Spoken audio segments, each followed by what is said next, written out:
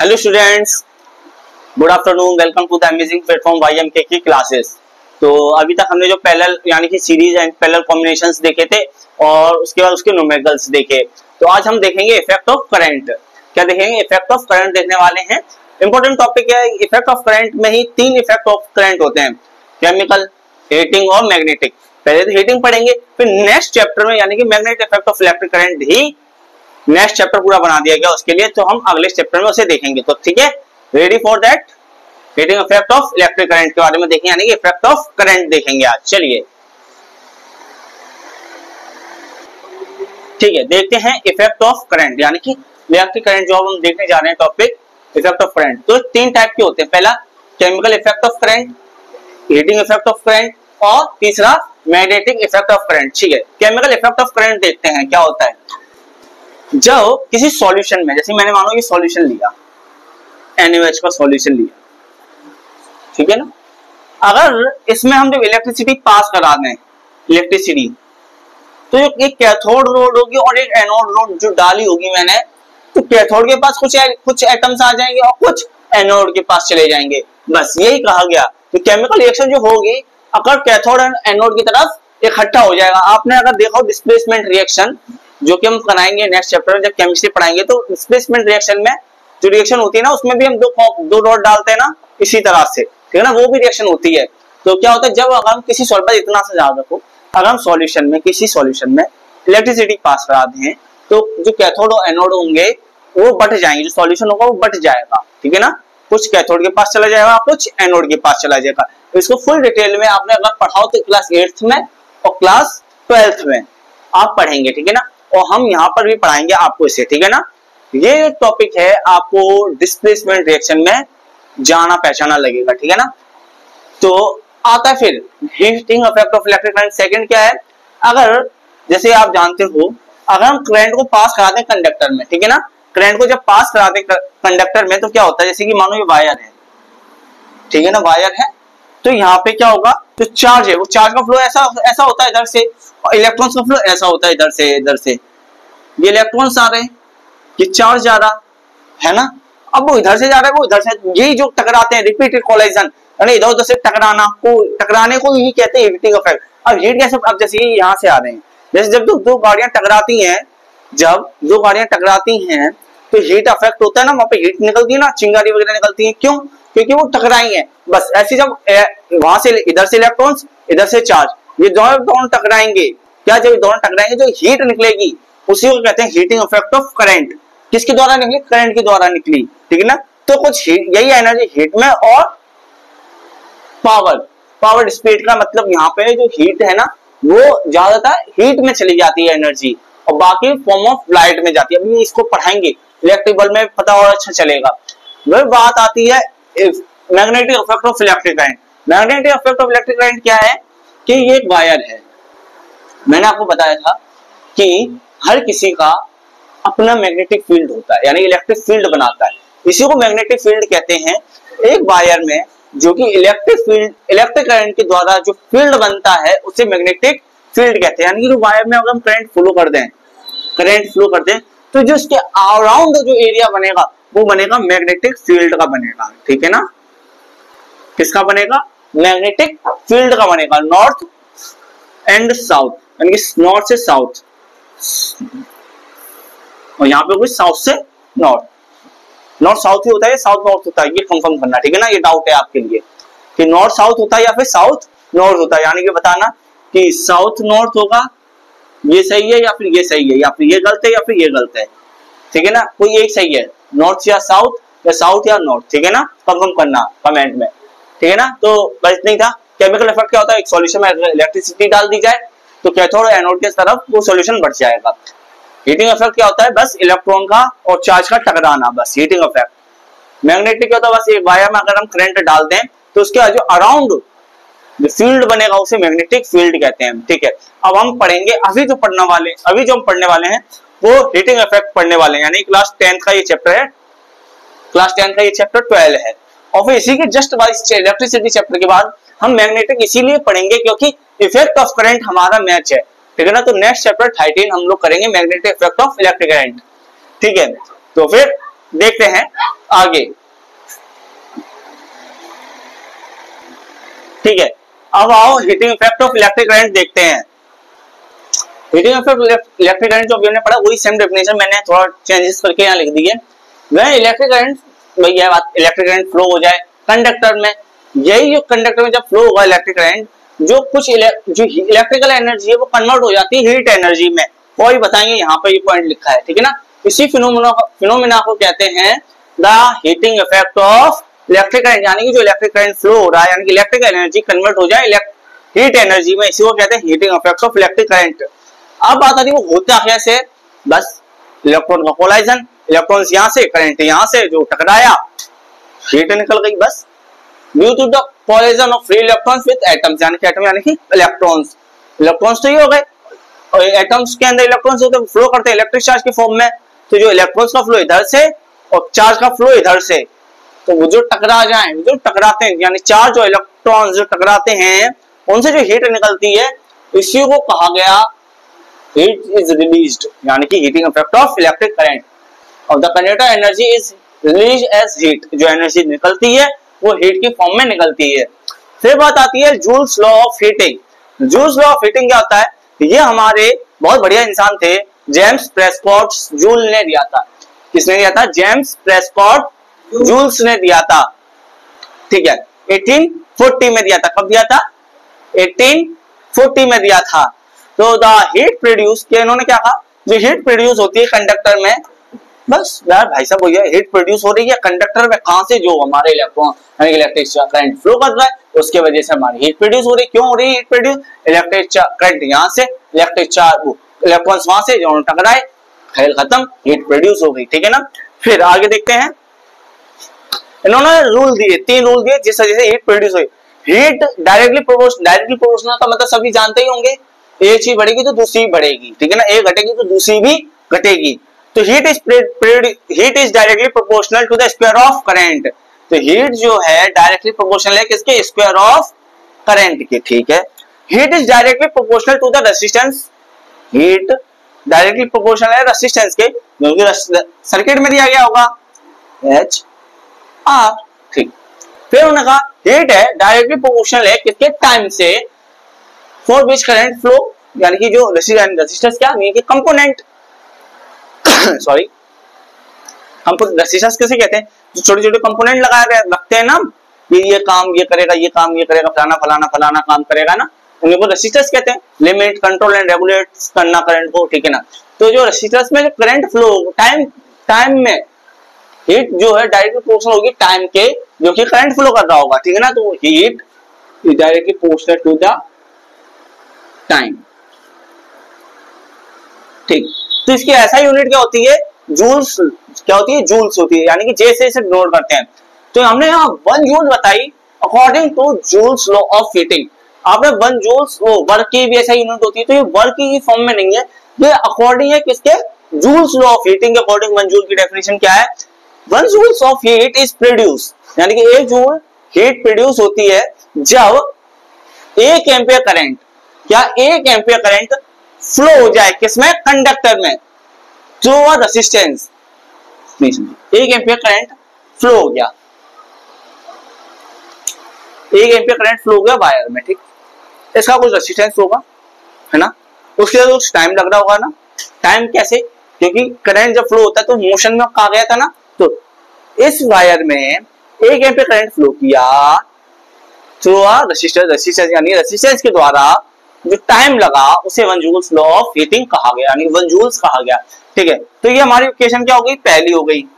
ये हमारी इक्वेशन दूसरी हो गई और ये हमारी इक्वेशन तीसरी हो गई, ठीक। अब हमने तीनों इक्वेशन को ऐड कर दिया, add H proportional I square, H proportional R और H प्रोपोर्शनल क्या? T। जब हमने तीनों को कंबाइन किया तो H प्रोपोर्शनल क्या आया? I स्क्वायर RT आया। तो जब हमने इसको प्रोपोर्शनल कांस्टेंट को हटाया, यहाँ कोई वो नहीं लाए हैं, कोई अलग से वर्ड नहीं लाए, तो सीधा इक्वल लगाया I equal to R square RT, ये तो निकल आया, ठीक। अब मुझे थोड़ा फॉर्मूला डेराइव करना है, तो मेन फॉर्मूला हो गया हीट का, ठीक। अब मैंने कहा कुछ फॉर्मूला डेराइव किया जाए, तो मैंने ओम्स लॉ लिया, फ्रॉम ओम्स लॉ। जब हमने ओम्स लॉ लिया, क्या होता है Ohm's law? V equal to I R. ठीक, मैंने यहाँ पे किसकी वैल्यू निकाली? आर की वैल्यू निकालो, आर की वैल्यू निकाली V अपॉन आई। ठीक, दूसरी वैल्यू क्या है? आई की वैल्यू निकालो, I equal to V upon R. ये मैंने दो वैल्यू निकाली। अच्छा, ये डेरिवेशन करा रहा हूं मैं, याद रखना। फर्स्ट इक्वेशन ये मानो मेरी फोर्थ इक्वेशन आ गई, ठीक है, ये हमारी फिफ्थ इक्वेशन आ गई, ये हमारी सिक्स्थ इक्वेशन आ गई, ठीक है ना। Putting fifth equation in fourth. अगर हम फिफ्थ इक्वेशन को फोर्थ में रख दें तो क्या होगा? H इक्वल टू आर की वैल्यू क्या है? आई स्क्वायर, आर की वैल्यू V अपॉन आई और T, यही है ना। ठीक, तो एक आई से तो एक आई कैंसिल हो गया, तो क्या आ गया? H equal to I V T. ठीक, दूसरी अगर हम क्या करें, putting sixth equation in fourth. अगर हम सिक्स्थ इक्वेशन को फोर्थ में रख दें, H इक्वल टू आई की वैल्यू क्या है? V square upon R. ठीक है, तो आई की वैल्यू यहाँ पे क्या हो जाएगी? V अपॉन आर का स्क्वायर, ठीक है ना, आर टी। ठीक है ना, तो क्या बनेगा? यही तो बनेगा। फिर बताओ, नहीं बनेगा ना। एक आर से एक आर कैंसिल हो जाएगा, कैसे? चलो इसको मैं बताता हूं। H equal to V square upon R square, ठीक है, आर टी। एक आर से आर कैंसिल, तो क्या हो गया? H equal to V square upon R T.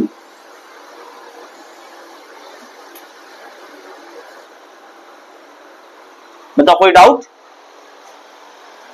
बताओ एनी डाउट? फिर से देख लो।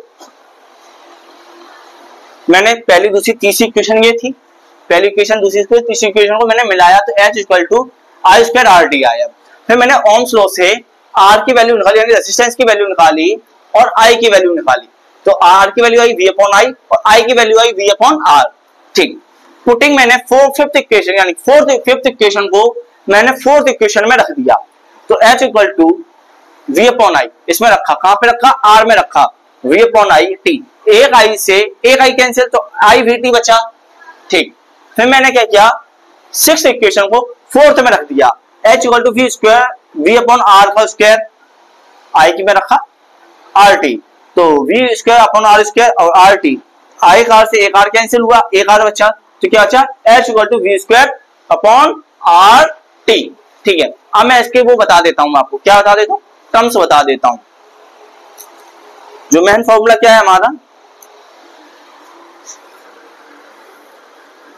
H equal to I square R T है, मेन फॉर्मूला ये है, H आई आर टी।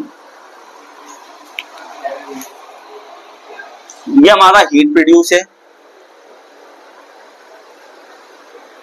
ये हमारा करंट है, ये हमारा रेजिस्टेंस है, ये हमारा टाइम है। ठीक, अब इनकी ऐसा यूनिट बता देता हूं मैं आपको। इसको लिया जाएगा जूल्स में, यानी कि J में। ठीक, इसको लिया जाएगा एम्पियर में, इसको A से।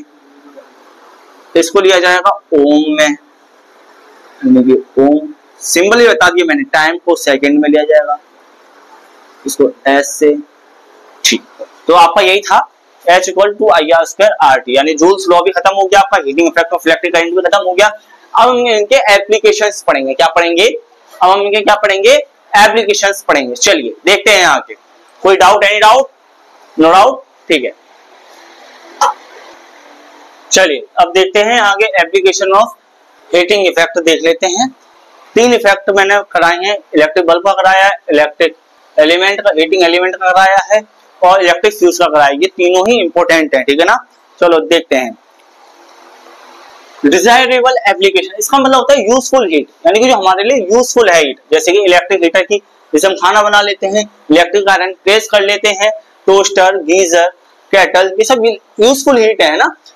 अनडिजायरेबल का मतलब वेस्टफुल हीट, यानी कि कोई मतलब की नहीं है हीट। इलेक्ट्रिक वायर में जो टीवी होती है उसका वायर हीट करना, या फिर ये वायर जो अपने घर में लगे रहते हैं वायरिंग, उसमें वो हीट करना, रेफ्रिजरेटर हीट करना, कंप्यूटर की हीटिंग होना, ट्रांसफार्मर यानी कि डीपी लगी तो कोई मतलब है उस हीट का, कोई हम कहीं यूज कर रहे हैं उसको हीट को नहीं ना।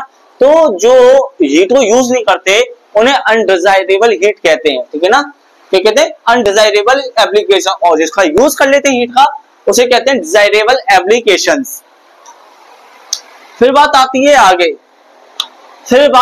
करें, फिर मैंने आपको पढ़ाया हियर जो हीटिंग केस होता है, देखो ज्यादा हीट हो जाए तो घर की डैमेजिंग हो जाती है, कुछ मतलब घर की डैमेज नहीं, सर्किट बोर्ड्स डैमेज हो जाते हैं, एनर्जी ज्यादा लॉस हो जाती है, ठीक है ना। तो ये हीटिंग का इफेक्ट होता है, ठीक है। अब आती है इलेक्ट्रिक बल्ब, ये हीटिंग एप्लीकेशन है हीटिंग इफेक्ट का। तो पहला इलेक्ट्रिक बल्ब में जो एक बल्ब होता है येलो वाला प्रकाश कंपनी का बल्ब जो आता है ना, उस बल्ब में फिलामेंट जो होता है टंगस्टन का बना होता है, ठीक है, जिसकी मेल्टिंग पॉइंट 3380 डिग्री सेल्सियस होता है अप्रॉक्स, ठीक है ना। प्रॉपर्टीज की बात करें तो इसका हाई मेल्टिंग पॉइंट होता है, ये जल्दी जलता नहीं है ना, एट हाई टेम्परेचर पे, क्योंकि जब उसका मेल्टिंग पॉइंट है तो हाई टेम्परेचर हो ही जाएगा। अब जो बल्ब होता है उसके अंदर जो आपने देखा हुआ एक बल्ब आता है प्रकाश कंपनी का, तो उसके ऊपर एक स्प्रिंग टाइप का लगा रहता है, वही होता है टंगस्टन, ठीक है ना। स्प्रिंग टाइप का लगा रहता है ना, हाँ, उसी को कहते हैं टंगस्टन, जो कि बनता है, अभी बताते किससे बनता है। मैंने बताया ही नहीं टंगस्टन किससे बनता है, ये एलॉय होता है, ठीक है ना, किसका एलॉय होता है। फिर बात आती है बल्ब के अंदर जो फिल होता है केमिकली इनएक्टिव गैस होती है, जिसमें आर्गन और नाइट्रोजन भरी रहती है, क्या आर्गन और नाइट्रोजन भरी रहती है, और जो कि फिलामेंट को इंक्रीज कर देती है लाइफ उसकी फिलामेंट की, यानी कि इंक्रीज फिलामेंट लाइफ, जो फिलामेंट होता है उसकी लाइफ इंक्रीज हो जाती है, जो टंगस्टन है उसकी लाइफ बढ़ जाती है। अब बात आती है यहाँ पे एनर्जी कन्वर्सन इन बल्ब। देखो आपने देखा होगा लाइट तो ठीक है दिखती है अपन को जितना है, पर ज्यादातर उसमें देखा कितनी हीट पैदा हो जाती है ना, हाँ, तो मोस्ट एनर्जी हीट में चली जाती है और स्मॉल पार्ट एनर्जी लाइट की फॉर्म में आती है। किसकी फॉर्म में? लाइट की फॉर्म में। तो मैंने इसकी एफिशिएंसी लिख रखी है लेस देन 10%, 10% से कम लाइट की फॉर्म में आती है, और लार्ज हीट अप्रोक्स 90% हीट की फॉर्म में आती है। किसके फॉर्म में? हीट की फॉर्म में आता है।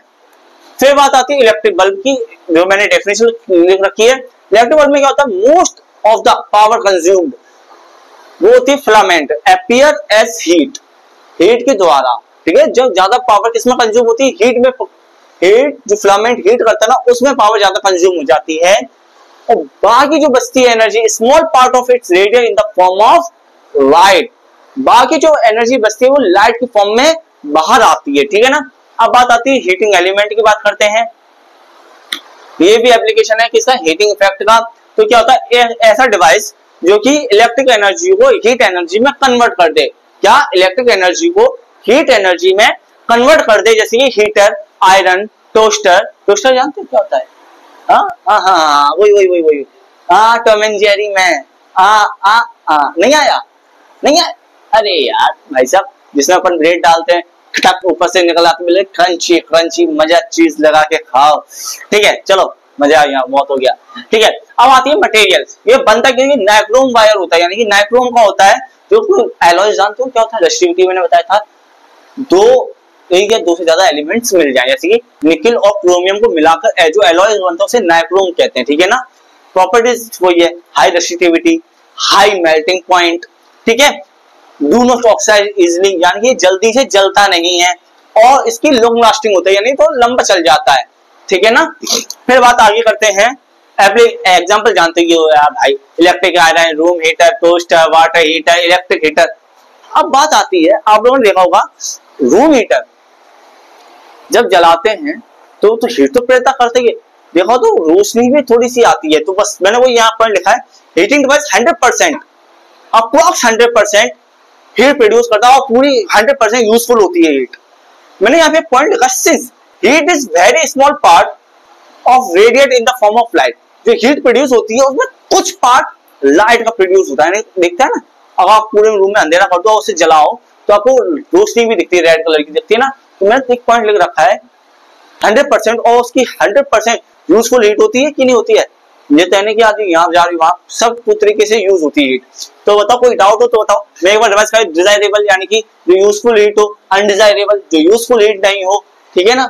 इलेक्ट्रिक बल्ब फिलामेंट होता है इसके अंदर टंगस्टन का, जो इसका मेल्टिंग पॉइंट होता है 3380 डिग्री सेल्सियस। प्रॉपर्टीज जानते हो, हाई मेल्टिंग पॉइंट होता है और ये जल्दी जलता नहीं है। और जो बल्ब के अंदर जो एक गैस भरी जाती है जो कि केमिकल इनएक्टिव गैस होती है, यानी वो रिएक्ट नहीं करती है। जो उसमें कौन कौन सी गैस होती है, आर्गन और नाइट्रोजन होती है, जो कि फिलामेंट की लाइफ को बढ़ा देता है। कन्वर्जन आप जानते हो मोस्ट एनर्जी हीट में प्रोड्यूस होता है और स्मॉल पार्ट लाइट में। हीटिंग एलिमेंट जानते हो, जो इलेक्ट्रिक एनर्जी को हीट एनर्जी में कन्वर्ट कर दे। एंड जो मटेरियल है नाइक्रोम होता है जो कि बनता है एलॉय से, किस के, क्रोमियम और निकेल से बनता है। इसकी properties high resistivity, high melting point, जल्दी से जलता नहीं है और इसकी लॉन्ग लास्टिंग लाइफ होती है, अच्छी खासी लाइफ होती है, लंबा चलता है। 100% इसकी हीट यूजफुल की जाती है। एंड थोड़ा सा पार्ट लाइटिंग फॉर्म में निकलता है, ठीक है ना। ठीक है, अब हम बहुत इंपॉर्टेंट टॉपिक है इलेक्ट्रिक फ्यूज। ये सारे एप्लीकेशंस बहुत यूजफुल थे और बहुत इंपॉर्टेंट हैं, पर इलेक्ट्रिक फ्यूज उससे भी ज्यादा इंपॉर्टेंट है। तो आओ देखते हैं।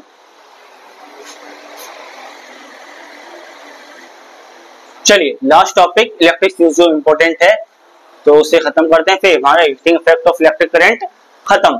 ठीक है, इलेक्ट्रिक फ्यूज क्या होता है, एक सेफ्टी डिवाइस है जो कि एप्लीकेंस यानी कि जो हमारे डिवाइस लगे रहते हैं घर में, फ्रिज हुआ, कूलर हुआ, ये सब चीजें लगी थी, उनको बचाता है। कब बचाता है, ओवरलोड यानी कि हम ज्यादा वोल्टेज आ जाए या ज्यादा करंट फ्लो हो जाए या शॉर्ट सर्किट हो जाए कहीं, तो हमें ये इलेक्ट्रिक फ्यूज बचाने की कोशिश करता है एप्लीकेंस को हमारे, ठीक है ना। जो ये बनता है किससे, लेड एंड टिन से बनता है, ठीक है। जो इसका अंदर बताते हैं मटेरियल जो होता है, और इसकी प्रॉपर्टी होती है लो मेल्टिंग पॉइंट होता है और हाई रेसिस्टेंस होता है। रेसिस्टेंस यानी कि रोकने की क्षमता ज्यादा होती है पर मेल्टिंग पॉइंट बहुत कम होता है। जो ज्यादा जैसे ओवरलोड ज्यादा होता है करंट, अभी बताते कैसे, बताते वर्किंग क्या है इसकी। ये सीरीज में कनेक्ट होता है। पहली बात, सीरीज आप जानते ही हैं कि एक कंपोनेंट अगर फेल तो सारा सर्किट ब्रेक। तो अगर सीरीज में, और कहाँ लगता है, मेन वायर में लगता है, लाइव वायर में, ठीक है ना। लाइव वायर में लगता है। अब लाइव वायर में लगा, जैसे कि मानो लाइव वायर है हमारा, कहाँ गया हमारा, ये हमारा लाइव वायर है ना, इसमें मैंने सीरीज में लगा दिया। अब उसमें आया, जहां यहाँ से आ रहा करंट, यहाँ से आ रहा है, यहाँ लगाया मैंने क्या, ये लगा दिया फ्यूज। अब यहाँ पे ज्यादा करंट टूट गया, अब बाकी सारे कंपोनेंट बच गए, इसलिए इसे सीरीज में लगाया जाता है, ठीक है। यहाँ पे होता है फ्यूज वायर हीट। जब फ्यूज वायर हीट होता है तो मेल्ट होता है और सर्किट ब्रेक हो जाता है। यही होता है एक्सेसिव करंट का मतलब, था यहाँ पे करंट का ज्यादा फ्लो हो जाना। तो फ्यूज वायर हीट होता है, गर्म होता है तो मेल्ट हो जाता है और वो टूट जाता है। इसकी कैपेसिटी कितनी होती है, current capacity of fuse is slightly higher than that of the appliances. जैसे एप्लीकेंस की मानो 2 है, क्या एप्लीकेंस की 2 है, तो इसकी 3 होगी बस, या फिर 2.5। जैसे मानो एप्लीकेंस की 2 एम्पियर करंट झेलने की एप्लीकेंस की, ठीक है ना, एप्लीकेंस जो हमारे घर पे लगे ना वो, तो जो फ्यूज की होगी वो इतनी होगी 2.5 या 2-3 बस, कि वो इतने तक करंट झेल सकता है, ठीक है। आपने अपने भी एप्लीकेंस झेल जाते हैं इतने, ठीक है ना, बस इतना ही होता है, ठीक है। फिर आगे देखते हैं। और ये बताया प्रोटेक्ट करता है एप्लीकेंस से, यानी कि प्रिवेंट फायर, और फायर से ही बचाता है, ठीक है ना। हमारे एप्लीकेंस ज्यादा वैसे ना हो जाए, फटफटू ना जाए। तो क्या था, ये सेफ्टी डिवाइस है जो कि हमारे ओवरलोड और सर्किट से बचाता है, यानी शॉर्ट सर्किट से बचाता है। ये जो इसका जो वायर होता है, फ्यूज वायर, ये बनता है इससे, alloy of lead and tin से बनता है, ठीक है ना। प्रॉपर्टीज क्या होती है, लो मेल्टिंग पॉइंट और हायर रेजिस्टेंस, ठीक है। सीरीज में कनेक्ट होता है, यानी कि लाइव वायर में हम इसे अटैच करते हैं और इसकी जो फ्यूज वायर होता है वो बनता है alloy of lead and tin से। अगर जब फ्यूज वायर हीट होता है तो मेल्ट होता है, मेल्ट होने के बाद इलेक्ट्रिक सर्किट टूट जाता है, यानी सर्किट ब्रेक हो जाता है। कैपेसिटी कितनी होती है इसकी, बस थोड़ी सी ज्यादा होती है एप्लीकेंस से झेलने की, प्रोटेक्ट करता है, जानते हो। अब बात आती है स्ट्रक्चर की बात। तो स्ट्रक्चर की बात करें, प्रोसेलिंग केसिंग और प्रोसेलिंग ग्रिप, ये 2 होती है। देखो, प्रोसेलिंग ग्रिप ये होता है, प्रोसेलिंग केसिंग ये होता है। ये एक नीचे वाला हिस्सा, ब्लैक वाला हिस्सा और ब्लू वाला हिस्सा ग्रिप होती है ये, और ये केस होता है। केस यानी कि उसमें हाँ ना, केस कोई केस है, देखा नहीं है, ये कोई सामान आता है, ये भाई साहब इसमें इस केस में आया सामान, जैसे कि ये मेरे बर्ड्स हैं, है ना, तो ये केस हुआ ना, इसके अंदर ये रखे गए हैं, रखे हैं ना, तो ये केस हो गया। अब इसकी ग्रिपिंग क्या है, ये ग्रिप है, इसके अंदर जो रखा गया ये अटैच हो गया इसके अंदर, ये ग्रिप होगी इसकी, क्या हुई, ये केस है पूरा, इस केस के अंदर ये इसकी ग्रिप है, क्या ये ग्रिप है इसकी, इसके अंदर ये आ गया, ठीक है। तो यही होती है T1 T2 यानी कि विथ ब्रास टर्मिनल, ये ब्रास से बने होते हैं इसके टर्मिनल T1 एंड T2, ये रहा T1 एंड T2, यही होती है इनकी क्लैंप। क्लैंप ये होती है, देखो प्रोसेलिंग ग्रिप के अंदर क्लैंप होती हैं जो कि फ्यूज वायर से अटैच होती है, यानी कि जो दिख रहा है ना ये ब्लैक ब्लैक, ये क्लैंप है जो कि केसिंग में आके अटैच हो जाती है, ठीक है ना, और ये फ्यूज वायर होता है तो हमारा काम होने लगता है, ठीक है ना। फिर बात आती है fuse wire melt if circuit exceeds safe limit. Fuse wire जब मेल्ट होता है जब उसकी सेफ लिमिट से बाहर हो जाए करंट झेलने की, ठीक है ना। फिर इसकी रेटिंग आप जानते हैं 1 ampere 2 ampere 3 ampere 5 ampere etcetera कितनी भी हो सकती है। इसको रिप्लेसमेंट किया गया मॉडर्न जमाने में, फ्यूज को रिप्लेस कर दिया एमसीबी से, यानी कि एमसी जो होता है ना एमसीबी, तो मिनिएचर सर्किट ब्रेकर, ये इसका फुल फॉर्म होता है एमसीबी का, मिनिएचर सर्किट ब्रेकर। तो MCB is safer and reusable compared as use.